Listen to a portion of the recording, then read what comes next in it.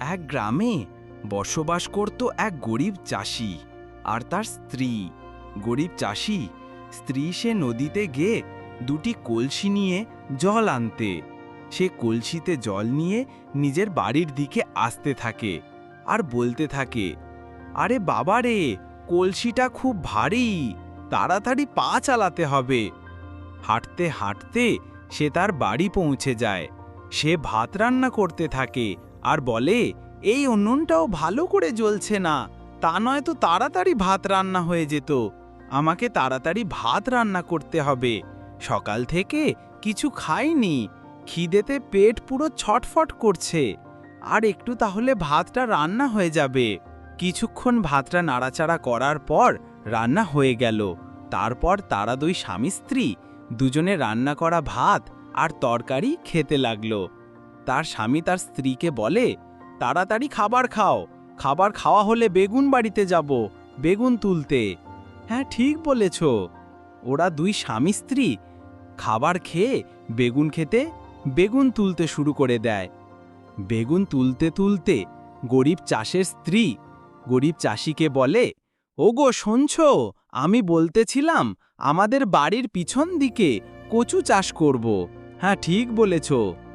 তারপর গরিব চাষির স্ত্রী খেতে গিয়ে কচু গাছগুলো রোপণ করতে থাকে আর বলতে থাকে, এই কচু গাছগুলো আরেকটু বড় হলে এই কচু খেতে মাছের চাষ করব। তারপর কচু গাছগুলো খুব সুন্দরভাবে বড় হলো আর কচু গাছ ফলনও বেশ হয়েছে। আর কচু বাগানে মাছগুলো খুব সুন্দরভাবে চিলির বিলির করছে। এই তো কচু বাগানে কচুগুলো খুব বড় বড় হয়েছে, খেতে খুব সুস্বাদু লাগবে। আর কিছুদিন পর মাছগুলো ধরতে আসব। তার কিছুদিন পরে গরিব চাষি আর তার স্ত্রী কচু বাগানে মাছ ধরতে আসে। মাছগুলো এইদিকে ওইদিকে ঘুরে পালাচ্ছে, মাছগুলো ধরতে পারছে। তারপর সর সর করে আওয়াজ করতে থাকে। তারপর তারা দুইজনে দেখতে পায় একটা বিশাল আকারের কুমির। তারা দুজন একে অপরের দিকে তাকিয়ে থাকে, কি করব কিছু বুঝতে পারছে না। তারপর তারা দুইজনে কুমিরের ভয়ে পালিয়ে যাচ্ছে। পালাতে পালাতে তারা দুইজনে ভুট্টা খেতে দিয়ে দৌড়াতে দৌড়াতে পালিয়ে যাচ্ছে। আর কুমিরও তাদের পিছনে পিছনে আসছে। কুমির কি মস্ত বড় দাঁত, একদমে ধপধপে সাদা, তার খুব বেশি ভয় পায়। তারপর দুই স্বামী স্ত্রী দুজনে পালাতে এক ধরনের খেতে গিয়ে পৌঁছে যায়, কিন্তু ধানের জল নেই। শুকনো মাটিতে দৌড়াতে দৌড়াতে পালিয়ে যেতে লাগলো। আর মস্ত বড় কুমিরটা হাঁ করে তাদের পিছনে পিছনে তাড়া করতে থাকে। তারা দুজন ভয়ে কাঁপতে কাঁপতে পালাতে থাকে। দুই স্বামী স্ত্রী আর পাশের বাড়ির মদন, তাকেও কুমিরে তাড়া করতে করতে কচু বাগানের ভেতরে তিনজনে ঢুকে পড়ে। তিনজনকেই কুমির তাড়া করতে থাকে আর তারা কুমিরের ভয়ে কাঁপতে কাঁপতে পালাতে থাকে। আর বলে, ওই গিন্নি, তাড়াতাড়ি ওই ধানের ক্ষেতের দিকে চলো, ওই কুড়ুল আছে, কুড়ুল দিয়ে কুমির মারবো। হ্যাঁ, ঠিক আছে, আমি ওই দিকে যাচ্ছি। মদন পালিয়ে গেল। আর গরিব চাষি আর তার স্ত্রী তাদের ধানের খেতে গিয়ে কুড়ুল নিয়ে দাঁড়ালো। তারপর তার স্ত্রী বলে, ওই গো চলো ফিরিয়ে যাই, আমার ভীষণ ভয় করছে। তার স্বামী বলে, আরে গিন্নি, ভয় করো না, আজকে কুমিরের শেষ দিন। তার একটু পরে গরিব চাষি কুমিরকে আঘাত করতে করতে মেরে ফেলল। তখন তার স্ত্রী বলে, এ তো দেখছি আমার স্বামী অনেক শক্তিশালী, একা একটা মস্ত বড় কুমিরকে মেরে ফেলল আর আমাদের দুজনের জীবন বাঁচালো। রামর স্ত্রী কুমিরের পিঠে হাত বুলিয়ে বলে, এ তো দেখছি কুমিরের পিঠ অনেক শক্ত। রামু বলে, কুমিরের পিঠ শক্ত তো লাগবেই, চলো এবার এই কুমিরকে গ্রামে নিয়ে যাই। রামু আর তার স্ত্রী কুমিরটিকে দুজনে কাঁধে তুলে নিয়ে গ্রামের রাস্তা দিয়ে হেঁটে হেঁটে যেতে লাগলো। গ্রামের মানুষরা সবাই খবর পেয়ে গেল যে রামু তার স্ত্রী কুমিরকে মেরে ফেলেছে। আর এইদিকে রামু স্ত্রী রামুকে বলে, এটা ভীষণ ভারী। হ্যাঁ, ঠিক বলেছ। গ্রামের সকল মানুষ কুমির দেখতে গরিব চাষি রামুর বাড়িতে আসে আর বলে, আমাদের রামু তো দেখছি খুব শক্তিশালী, আমরা আগে তো জানতাম না। হ্যাঁ, ঠিক বলেছ, দেখো কি বড় কুমির, একবারে 4-5 জন মানুষকে গিলে খাবে। এ রামুর সাহস দেখো, একা কুমিরটিকে মেরে ফেললো। এই রকম সাহসী মানুষ আমি জীবনে দেখি নাই। কচুগুলো মাটি থেকে তুলতে লাগলো ওরা দুই স্বামী স্ত্রী। আর পাশের বাড়ির ময়না তাদেরকে আর ভয় করছে না, কারণ কুমিরটাকে মেরে ফেলেছে। তারপর দেখতে পায় এক রুই মাছ। রামু বস বলে, এই দেখো গিন্নি, কচু বাগানে রুই মাছগুলো কত বড় বড় হয়েছে। হ্যাঁ, ঠিক বলেছ। তারপর ময়না তাদের বাড়ি চলে যায়। আর রামু আর তার স্ত্রী, তারা দুজন রুই মাছগুলো একটা ছোট্ট জাল দিয়ে ধরতে থাকে, কিন্তু মাছ আর ধরতে পারে না, জল বেশি থাকায়। তাই তারা গিন্নি বলে, ওইদিকে যাবো, চলো, ওইদিকে জল কম আছে। হ্যাঁ, ঠিক বলেছ। কচু বাগানে একপাশে খুব কম জল, তাই ওইদিকে একটা স্টিলের বাটি, ওইদিকে জল কম করে মাছ ধরতে থাকে। কি সুন্দর ছোট্ট মাছ দেখো গিন্নি। হ্যাঁ হ্যাঁ, এই মাছগুলো খেতে খুব সুস্বাদু লাগবে। হ্যাঁ গো, ঠিক বলেছ, চলো এবার ওইদিকে যাই। হ্যাঁ হ্যাঁ, চলো তাহলে। রামু আর তার স্ত্রী একটু জলের ভিতরের দিকে যায় আর মাছ ধরতে থাকে।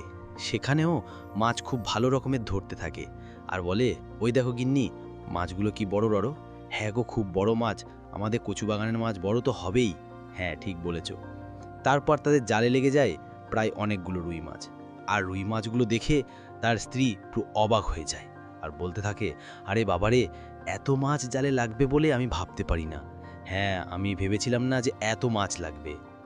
তারপর রামু আর তার স্ত্রী মনিকা, তারা দুজন মাছগুলো নিয়ে ধানের ক্ষেতে রাস্তা দিয়ে হেঁটে হেঁটে আসছে। তখন রামুর বউ মনিকা বলল, এদিকে শোনো, আমাদের বাড়িতে তো লঙ্কা নেই, পুরো শেষ, আমি যাই, আমাদের লঙ্কার ক্ষেত থেকে লঙ্কা নিয়ে আসছি। ঠিক, যাও তাহলে। রামু মাছগুলো কাঁধে চাপিয়ে নিয়ে গ্রামের রাস্তা দিয়ে হেঁটে হেঁটে আসতে থাকে। আর বাবারে, কচু বাগানে এত মাছ আছে বলে জানতাম না, তা নয় তো প্রতিদিন মাছ ধরতে আসতাম। লঙ্কা থেকে রামুর স্ত্রী মনিকা লঙ্কা তুলতে থাকে আর বলে, বাবারে, কচু বাগানে মাছগুলো তো বেশ বড় বড় হয়েছে। আগে যদি জানতাম যে এত বড় বড় কচু বাগানে মাছ আছে, অনেক আগেই মাছগুলো ধরতে আসতাম। এই লঙ্কাগুলো তাড়াতাড়ি তুলে নিয়ে বাড়ি চলে যেতে হবে। রামুর স্ত্রী মনিকা সেই লঙ্কাগুলো একটা টুকরিতে নিয়ে রাস্তা হেঁটে যাচ্ছে আর বলছে, এখন যাব, আর ওই মাছগুলো তাড়াতাড়ি রান্না করে খেতে হবে। তো হেঁটে হেঁটে বাড়ির যেতে থাকে।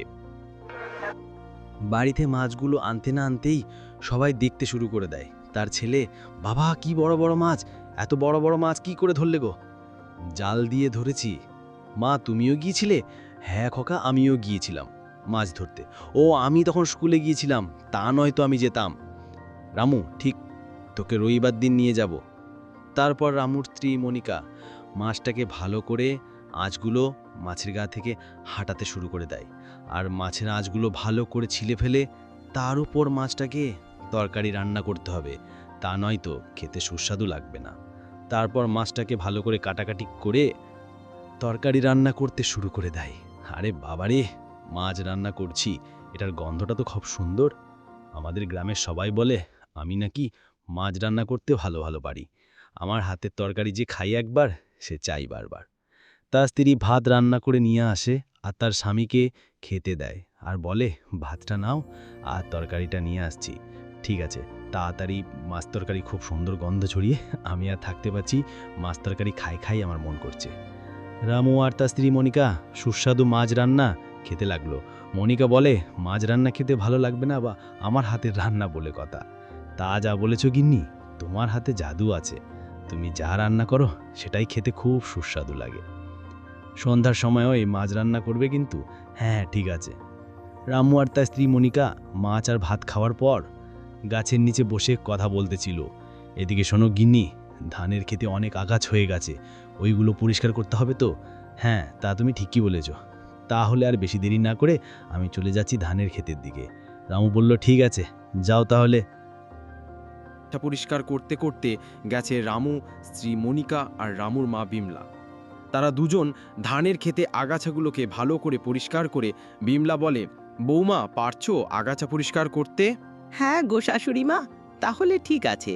শাশুড়িমা, এই আগাছাগুলো পরিষ্কার না করলে ভালো ধান হবে না বলো? হ্যাঁ গো বৌমা, তুমি ঠিক বলেছ। রামুর মা আর রামুর স্ত্রী মনিকা হেঁটে হেঁটে গ্রামের রাস্তা দিয়ে তাদের বাড়ির দিকে যেতে লাগলো। শাশুড়িমা, আগাছাগুলো প্রায় পরিষ্কার হয়ে গেছে, আর এক দুই আলে আর আগাছা থাকবে না। হ্যাঁ, ঠিক বলেছ তুমি। তারপর রামু ধানের ক্ষেতে আগাছা পরিষ্কার করতে শুরু করে আর বলে, আগাছা পরিষ্কার করতে দেখছি খুব কষ্ট। ধানের ক্ষেতে কাদা মাটি, আর কাদা মাটিতে আগাছা পরিষ্কার যায়। বাড়ি থেকে কাস্তেটা নিয়ে আসি, কাস্তে দিয়ে আগাছা পরিষ্কার করতে হবে, তাহলে তাড়াতাড়ি পরিষ্কার করা হবে। তারপর রামু বাড়ি থেকে কাস্তেটা নিয়ে আসে আর ওই কাস্তে দিয়ে আগাছাগুলো পরিষ্কার করতে থাকে আর বলে, এই তো দেখছি আর বেশি দেরি লাগবে আমার পরিষ্কার করতে। এই চাষের জমিটা শেষ করে অন্য জমিগুলোতে আগাছা পরিষ্কার করতে হবে। একটা চাষের জমি শেষ করে অন্য ক্ষেতে চাষের জমিতে আগাছা পরিষ্কার করতে থাকে।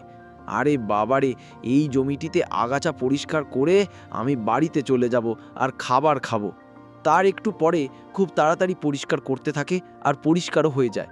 তারপর সে তার সাইকেলে চেপে বাড়ির দিকে চলে গেল। ঠিক আছে বন্ধুরা, আমাদের চ্যানেলের ভিডিও দেখার জন্যে আপনাদের সবাইকে অনেক অনেক ধন্যবাদ। আর ভিডিও যদি ভালো লেগে থাকে তাহলে আমাদের চ্যানেলটিকেও সাবস্ক্রাইব করে নেবেন। আর সবাই ভালো থাকবেন, সুস্থ থাকবেন। আর গাড়ি চালানোর সময় সবাই হেলমেট ব্যবহার করবেন। আর আমাদের ভিডিওতে লাইক আর কমেন্ট করতে ভুলবেন না। ধন্যবাদ আপনাদের সবাইকে।